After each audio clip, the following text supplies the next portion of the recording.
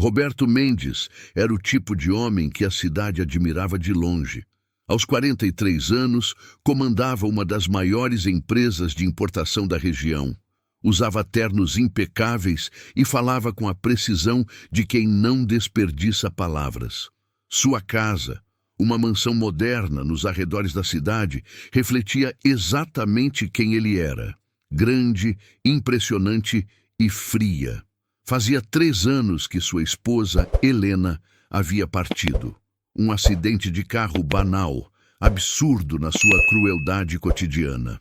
Uma batida em um cruzamento movimentado e tudo o que Roberto conhecia como família desmoronou em questão de segundos. Ele lidou com a perda da única maneira que sabia, enterrando-se no trabalho, construindo muros ao redor do coração e transformando a dor em disciplina. Seu filho, Pedro, tinha apenas 5 anos quando perdeu a mãe. Agora, aos 8, era uma criança que parecia carregar o mundo nos ombros. Magro, de olhos grandes e escuros que raramente sorriam, o menino caminhava pela casa como um fantasma silencioso. Tirava notas medíocres na escola, não tinha amigos e passava horas trancado no quarto, desenhando ou simplesmente olhando pela janela. Roberto sabia que algo estava errado. Via nos olhos do filho o mesmo vazio que sentia dentro de si, mas não sabia como alcançá-lo. Cada tentativa de conversa terminava em monossílabos. Cada jantar era um exercício de silêncio constrangedor. O empresário tentava compensar com presentes caros, com viagens de fim de semana para parques de diversão onde Pedro mal sorria, com tablets e videogames que o menino tocava sem entusiasmo. "Você precisa se esforçar mais na escola", dizia Roberto, folheando o boletim com as sobrancelhas franzidas. "Um Mendes não tira notas assim." Pedro apenas baixava a cabeça, os dedos pequenos entrelaçados no colo. "Estou falando com você, Pedro."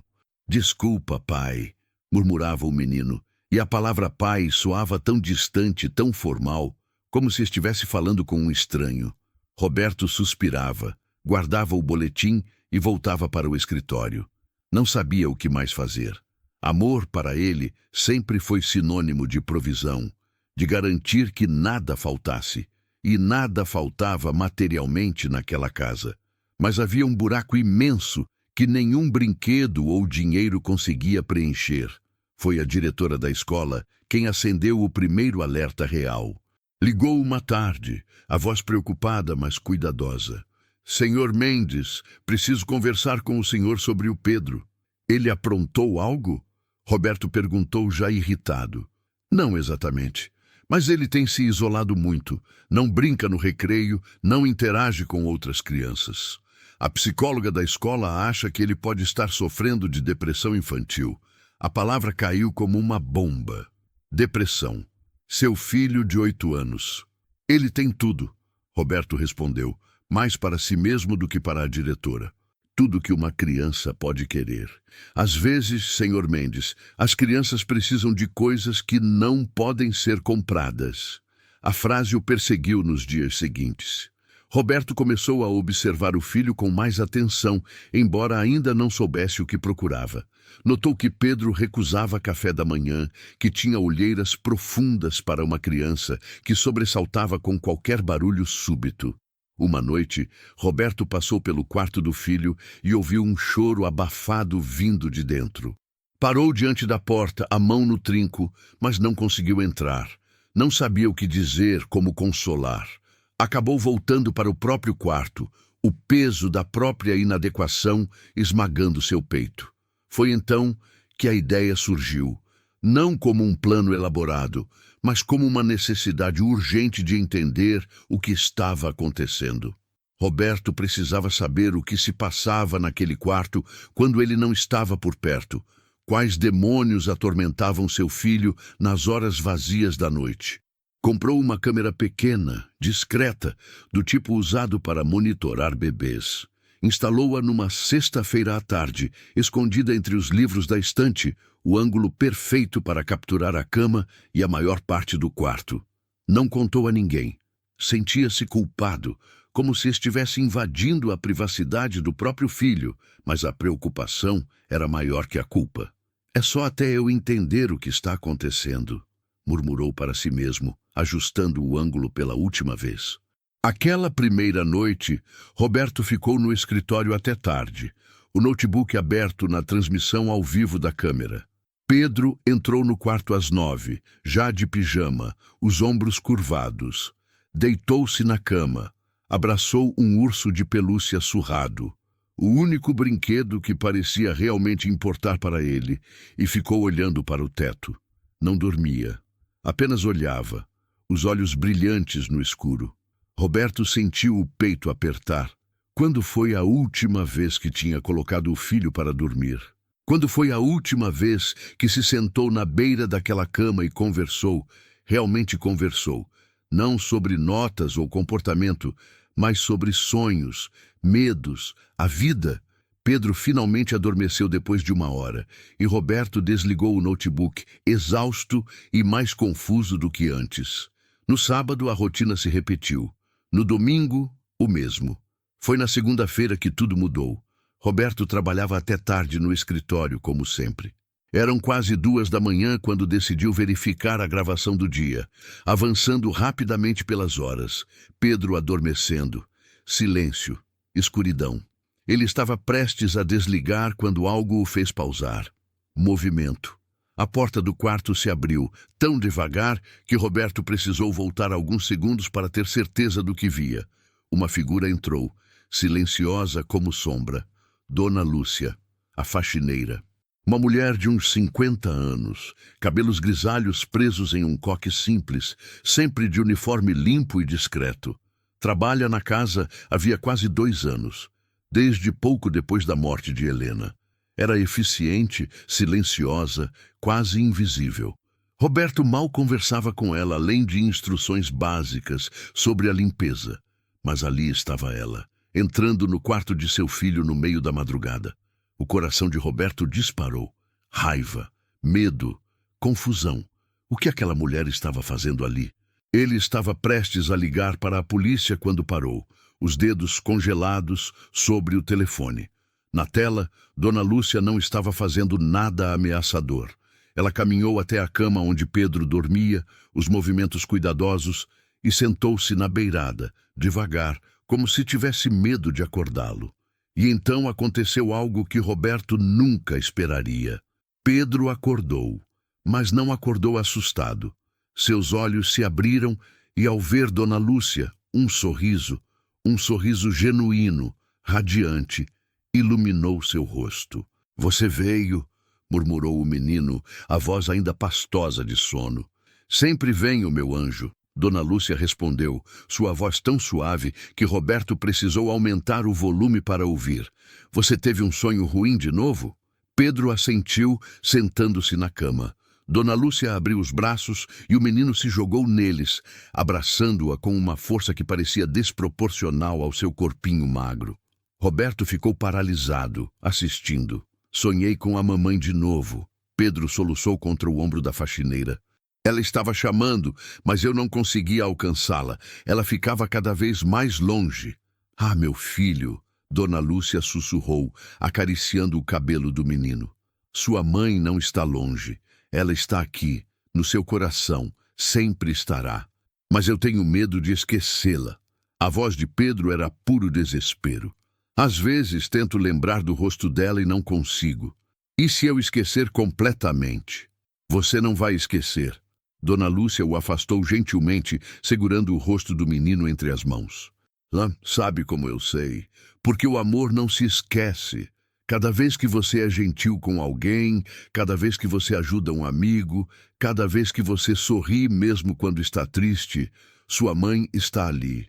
Ela vive em você, nas coisas boas que você faz." Pedro soluçou, limpando o nariz com a manga do pijama. Dona Lúcia pegou um lenço do bolso e limpou o rosto dele com delicadeza. "Vem, deita aqui", ela disse, ajeitando os travesseiros. Pedro obedeceu, e ela puxou o cobertor até o queixo dele. "Quer que eu conte uma história?" Os olhos de Pedro brilharam. "A da princesa do castelo de nuvens?" Essa mesma. E ali, naquela penumbra azulada da luz noturna, Dona Lúcia começou a contar uma história. Sua voz era melodiosa, cheia de entonações que traziam os personagens à vida. Falava de uma princesa que morava em um castelo feito de nuvens, que podia ver tudo do mundo de cima, mas se sentia sozinha até encontrar um pequeno príncipe corajoso que... Roberto não conseguia desviar os olhos. Pedro estava completamente absorto, os olhos fixos em Dona Lúcia, como se ela fosse a única coisa real no universo. E mais que isso, ele estava relaxado, verdadeiramente relaxado, de uma forma que Roberto não via havia anos. A história terminou com a princesa e o príncipe descobrindo que não estavam sozinhos, que tinham um ao outro. Dona Lúcia beijou a testa de Pedro. Você nunca está sozinho, meu amor. Nunca. Mesmo quando parece que está, tem gente que se importa com você, que te ama muito, muito mesmo. Você me ama? Pedro perguntou a voz pequena. Com todo o meu coração. Dona Lúcia respondeu sem hesitar. Você é um menino especial, Pedro, tão especial. E vai crescer para ser um homem incrível, vai ver. E você não vai me deixar. Algo passou pelo rosto de Dona Lúcia. Dor, memória. Ela respirou fundo.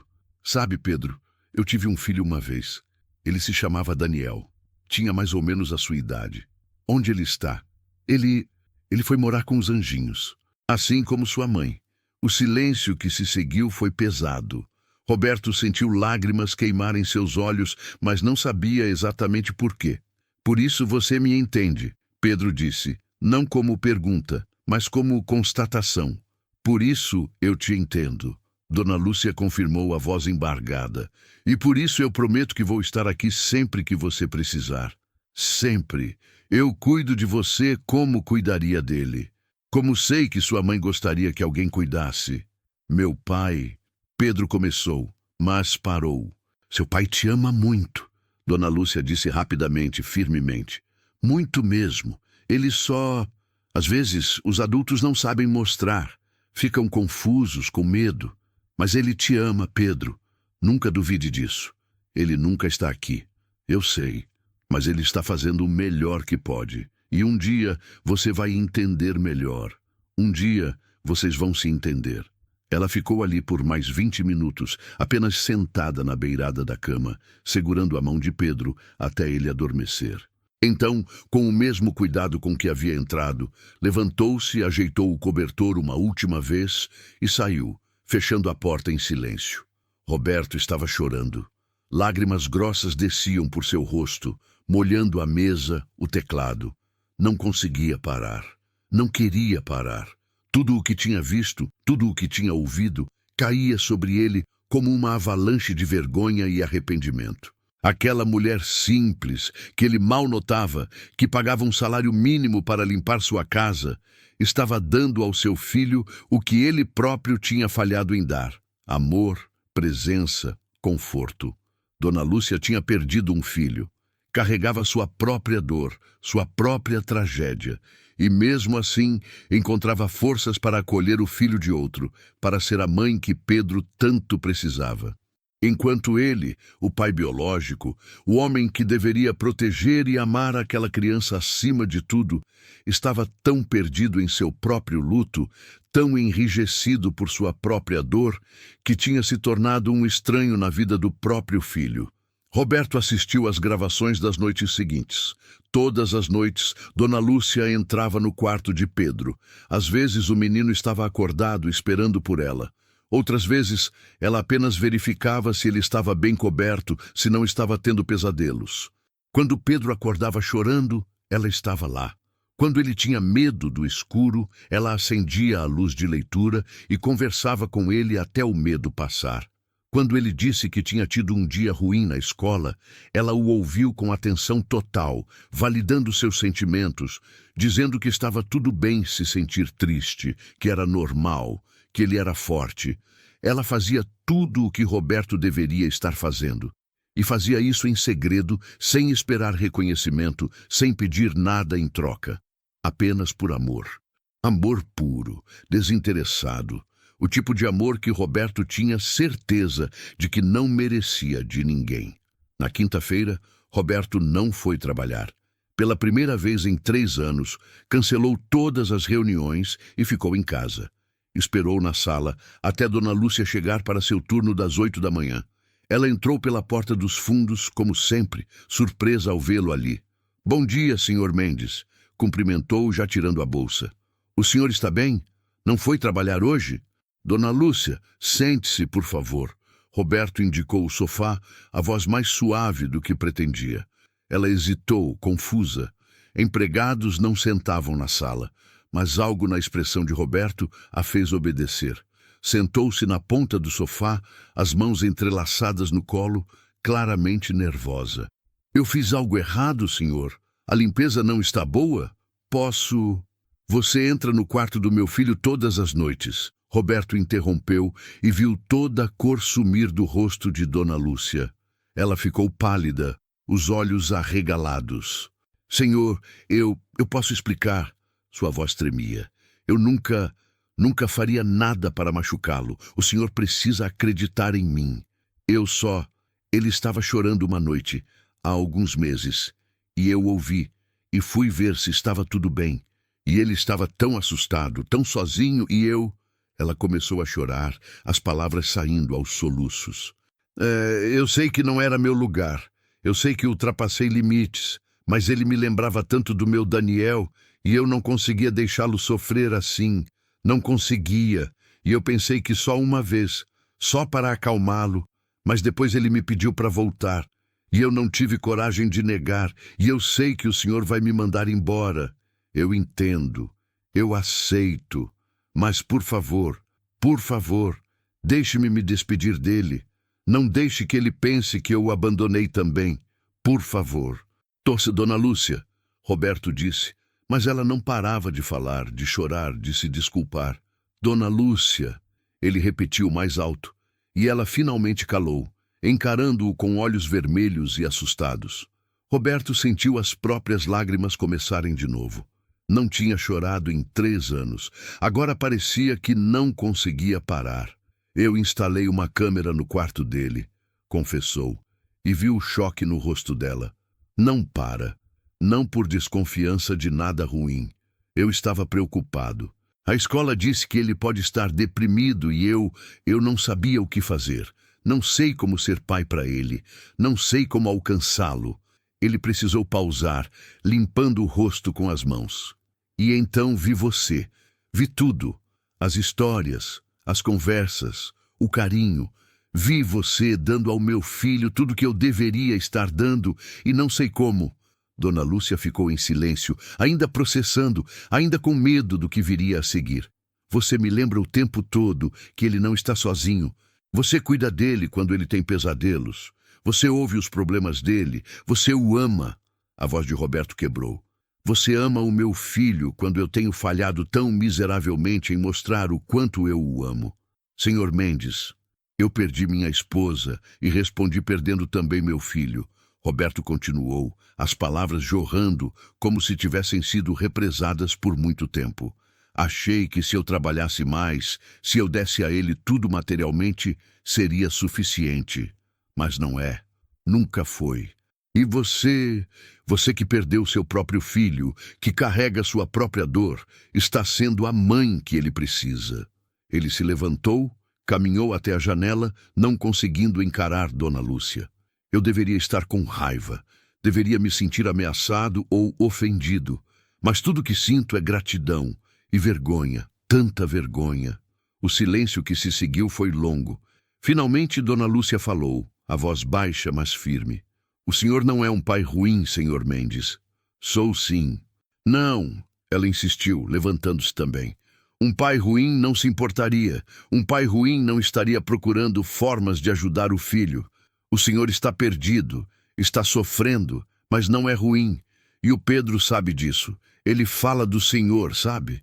Roberto virou-se, surpreso. "Fala? Toda vez que o senhor leva ele para algum lugar, mesmo que ele não demonstre muito, ele fica feliz. Ele guarda os ingressos, as fotos. Ele me mostra. Diz: olha, meu pai me levou para conhecer o museu. Meu pai me deu esse livro. Ele te admira, Sr. Mendes. Ele só... Ele também está perdido. Vocês dois estão. Roberto sentou-se pesadamente de volta no sofá, a cabeça entre as mãos. Eu não sei como consertar isso. Não sei por onde começar. Dona Lúcia se aproximou, hesitante, e pela primeira vez, desde que Roberto a conhecia, tocou seu ombro, um toque leve, maternal. Começa aparecendo, ela disse simplesmente. Não precisa ser perfeito. Não precisa dizer as palavras certas. Só precisa estar lá, sentar na beira da cama dele, perguntar sobre o dia dele, ouvir, realmente ouvir. O amor não é complicado, Sr. Mendes. É simples, é presença. As palavras eram tão óbvias, tão básicas, mas para Roberto soaram como uma revelação. E se eu estragar tudo? E se for tarde demais? Nunca é tarde demais. Dona Lúcia respondeu, e havia tanta certeza em sua voz que Roberto quase acreditou. Eu perdi meu Daniel há 5 anos. Um acidente, assim como a esposa do senhor. E se eu pudesse voltar no tempo, não mudaria nenhum momento que passei com ele. Nem os ruins, porque todos importavam. O senhor ainda tem o Pedro, ainda tem tempo, não desperdice. Ela se afastou, limpando as próprias lágrimas. Se o senhor quiser que eu vá embora, eu vou, mas gostaria de me despedir dele primeiro, se o senhor permitir. Não, Roberto disse rapidamente. Não, por favor, não vá. Eu preciso de ajuda. Preciso aprender. E Pedro precisa de você. Não tire isso dele. Dona Lúcia pareceu aliviada, mas ainda insegura. Mas às noites... Continue, Roberto pediu, e a palavra saiu como súplica. Por favor, continue indo até o quarto dele. Continue contando histórias, ouvindo-o, sendo o que você tem sido. Mas me ensine também. Me ensine a ser o pai que ele precisa. E assim começou a transformação mais improvável. Naquela noite, Roberto fez algo que não fazia havia anos. Às 9 horas, subiu até o quarto de Pedro. O menino estava sentado na cama, já de pijama, olhando para um livro sem realmente lê-lo. Pedro! Roberto chamou da porta e o menino levantou a cabeça, surpreso. Pai, aconteceu alguma coisa? Não, eu só... Posso entrar? Claro. Roberto entrou, as mãos nos bolsos, de repente tão nervoso quanto em qualquer reunião de negócios importante. Mais até. Sentou-se na beirada da cama, o mesmo lugar onde tinha visto Dona Lúcia sentar tantas vezes. Como foi seu dia? Pedro piscou, claramente confuso pela pergunta. Foi... normal? O que você fez? Tivemos aula de ciências. Falamos sobre o sistema solar. Ah! Roberto não sabia o que dizer em seguida. O silêncio começou a crescer, desconfortável, e ele sentiu o pânico subir. Ia estragar tudo, ia... Você sabia que Saturno tem 146 luas? Pedro disse de repente, timidamente. Não sabia. Roberto respondeu, agarrando-se àquele fio de conversa. Isso é muito, muito mais que a Terra. É. A professora disse que algumas são tão pequenas que mal conseguem detectar. Mas estão lá. Tipo, planetas bebês? Pedro riu. Realmente riu. O som foi tão inesperado, tão lindo, que Roberto sentiu seu peito apertar. Não, pai. São luas. Mas algumas são bem pequenas mesmo. E então, porque tinha visto Dona Lúcia fazer e porque não sabia o que mais fazer, Roberto perguntou, quer que eu conte uma história antes de dormir? O sorriso de Pedro vacilou, substituído por algo mais cauteloso, mais frágil. Esperança. Você sabe histórias? Bem, Roberto admitiu, não sou tão bom quanto...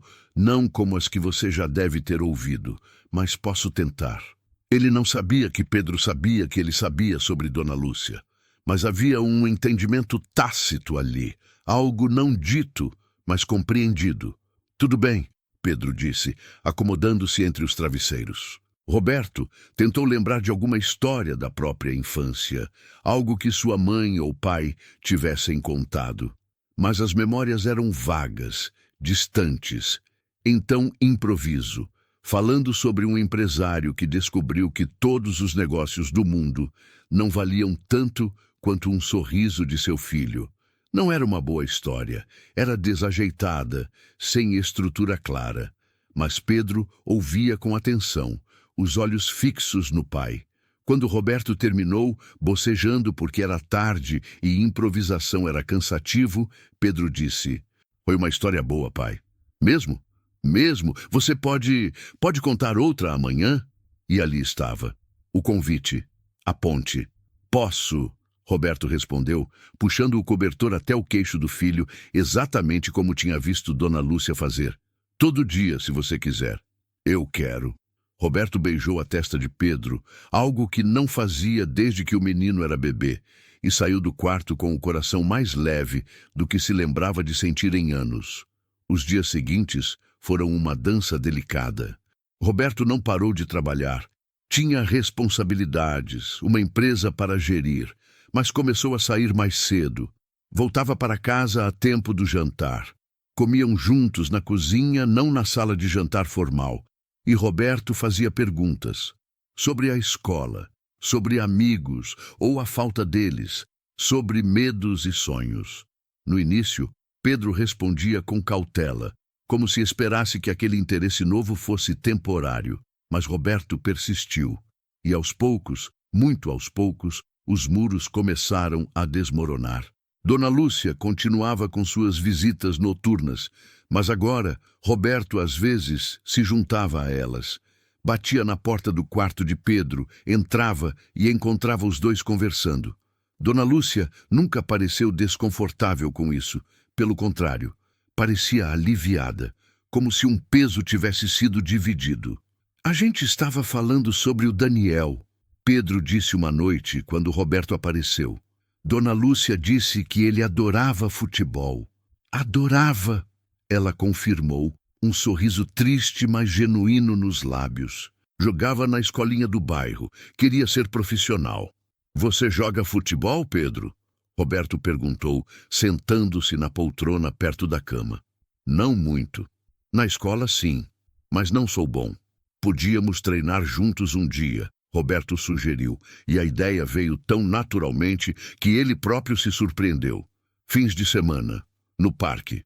Os olhos de Pedro brilharam. "Sério?" "Sério." E assim, aos poucos, uma nova rotina se estabeleceu. Roberto trabalhava, mas não até a exaustão. Voltava para casa. Jantavam juntos.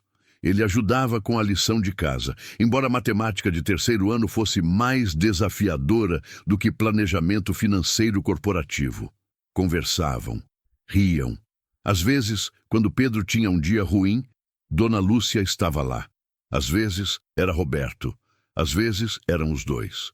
As notas de Pedro melhoraram, não drasticamente, mas o suficiente para a diretora da escola ligar de novo. Desta vez, com um tom diferente. "Não sei o que o senhor fez, senhor Mendes, mas Pedro está diferente, mais aberto, mais feliz. Continue fazendo o que está fazendo." Mas a verdadeira mudança não estava nas notas, estava nos pequenos momentos. Pedro correndo para abraçar Roberto quando ele chegava em casa. Pedro rindo de uma piada boba no jantar. Pedro dizendo, "Te amo, pai," antes de dormir, como se fosse a coisa mais natural do mundo. E era. Deveria sempre ter sido. 3 meses depois da descoberta, Roberto chamou Dona Lúcia para uma conversa novamente. Ela pareceu nervosa de novo, a memória da última conversa séria ainda fresca. "Eu aumentei seu salário," Roberto disse sem rodeios, entregando-lhe um envelope. "Significativamente. E quero formalizar algo." Dona Lúcia abriu o envelope, viu o valor e ficou pálida. "Senhor, isso é muito..." "Não é o suficiente," Roberto interrompeu. "Nunca será o suficiente pelo que você fez, pelo que você faz. Mas é um começo. E mais uma coisa." Ele respirou fundo. "Eu gostaria que você se mudasse para cá, para a ala de hóspedes. É grande, tem sala própria, banheiro, cozinha pequena. Você teria sua privacidade, mas estaria aqui. Faria parte da família oficialmente." Dona Lúcia ficou em silêncio por tanto tempo que Roberto achou que tinha ido longe demais. Eu não quero que se sinta obrigada, acrescentou rapidamente. Se preferir manter as coisas como estão, por quê? Ela perguntou, a voz embargada. Porque você é família, Roberto respondeu simplesmente. Porque Pedro te ama. Porque eu aprendi que família não é sobre sangue. É sobre quem está presente, quem se importa, quem fica. Ele pausou, escolhendo as próximas palavras com cuidado. Minha esposa está morta. Seu filho está morto. Não podemos trazer eles de volta.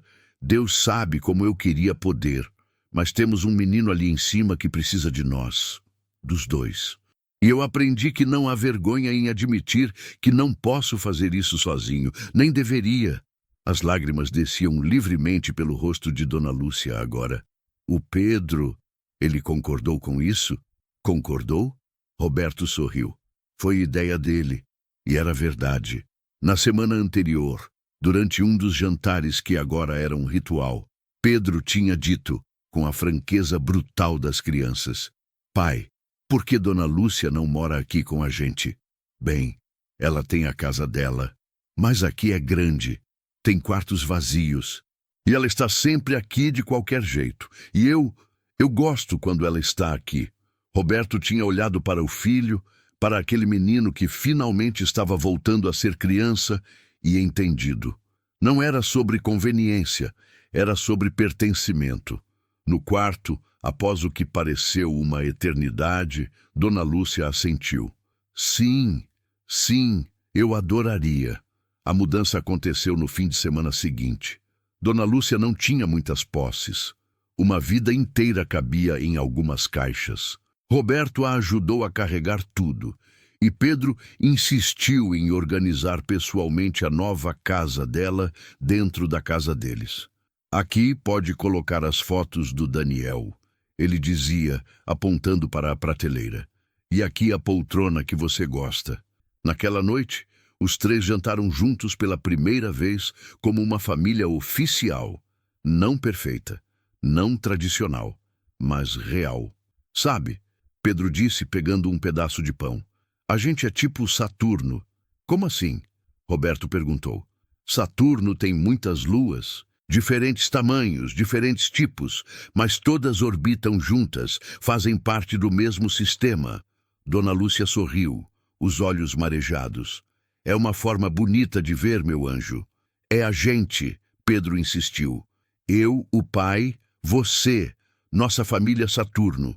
E talvez fosse isso, uma família reconfigurada, feita não de sangue ou convenções, mas de necessidade mútua, de dor compartilhada, de amor que surge nos lugares mais inesperados. Os meses seguintes foram de ajuste, mas de um tipo bom. Pedro começou a fazer amigos na escola.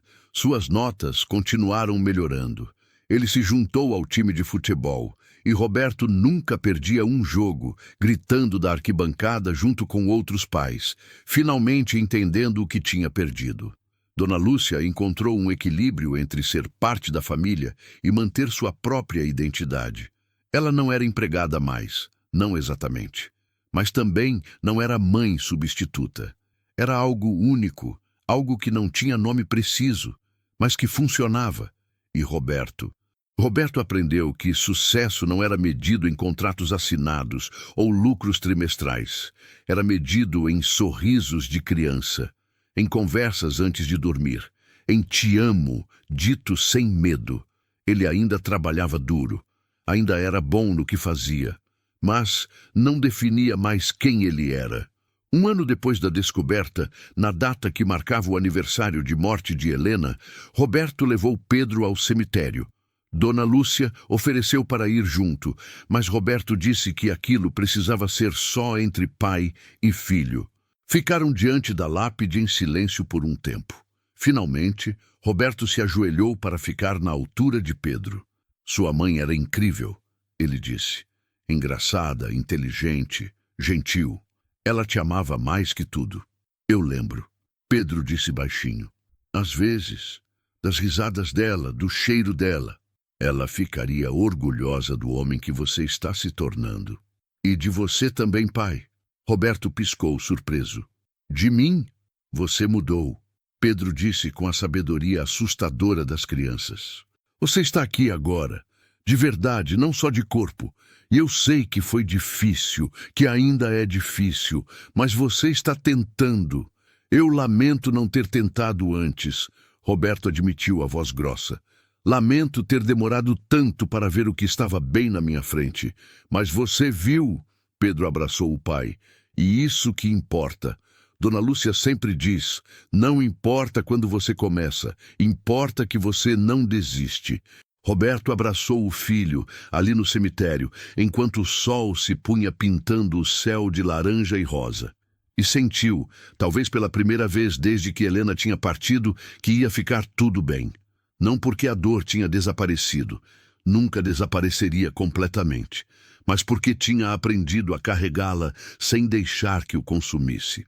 Tinha aprendido que poderia honrar a memória de Helena, sendo o pai que ela teria querido que ele fosse. Naquela noite, quando voltaram para casa, Dona Lúcia tinha feito o prato favorito de Pedro, macarrão com almôndegas. Jantaram juntos, rindo de histórias bobas, planejando um passeio para o fim de semana. Antes de dormir, Roberto sentou-se na beira da cama de Pedro, como havia se tornado hábito. Pai, Pedro chamou, quando Roberto já estava se levantando para ir. Sim, obrigado por deixar Dona Lúcia ficar.